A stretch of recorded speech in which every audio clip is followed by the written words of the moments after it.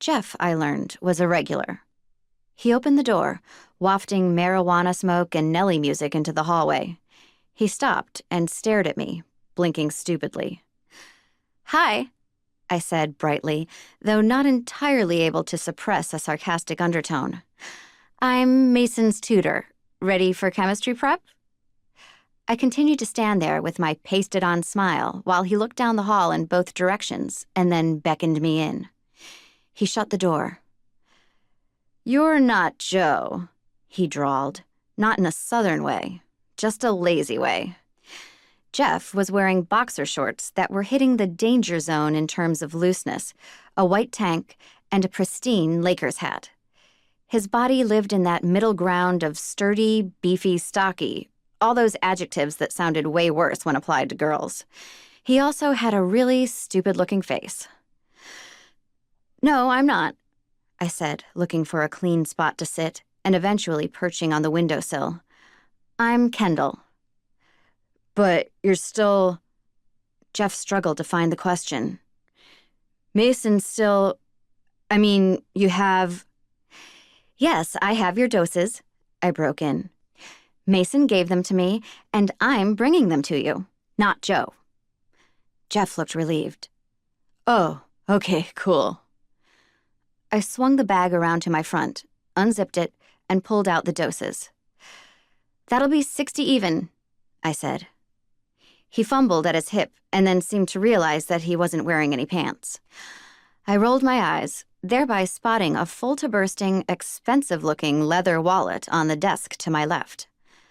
"May I?" I asked, gesturing to the wallet. Without waiting for him to locate the hand motions that indicate acquiescence, I opened it and had to stifle a gasp. Jeff only had hundreds. He had 8 of them, and a platinum card to boot. I looked at him astonished. Why would a college kid need this much cash? "You don't have anything smaller?" I asked. He grinned proudly. "I know, right?" I felt my expression sour.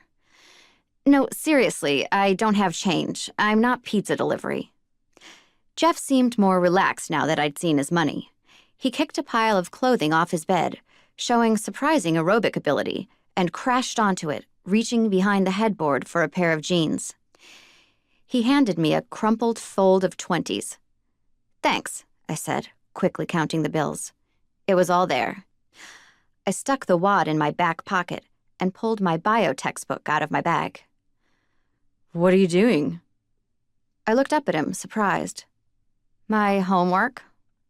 "Yeah, but why?" "Didn't Joe stay a little after dropping off?" I asked. "Yeah, but she didn't do homework." "Oh, no? What did Joe do?" He smiled slyly. "Joe would party with us." I drew in an exasperated breath and sighed it out. I didn't want to party. I shut my book, and Jeff perked right up. "Come with me," I said to him, smiling. "Hell yeah," he answered. He climbed into track pants, and while he had his back turned, I grabbed an apparently untouched copy of Middlemarch off of his desk.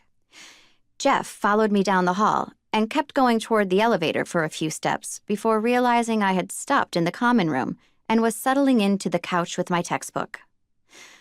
"I thought we were going to get drinks. What are we doing here?" he asked, perplexed. "I'm studying," I told him. "You should probably try it if you don't want Daddy to cut you off after you flunk out." Mason said I had to hang out with the buyers. He didn't say I had to make it fun for them. And honestly, I would have rather treated Ellie to a mani-pedi than done anything else to make Jeff's life more fun. Jeff pouted, but he did as he was told. Did what I told him to do. It hit me now, in this new role. I could tell people what to do. I was used to following behind Audrey, but now I was the queen of whatever room I was in, or at least the girl in the photograph was.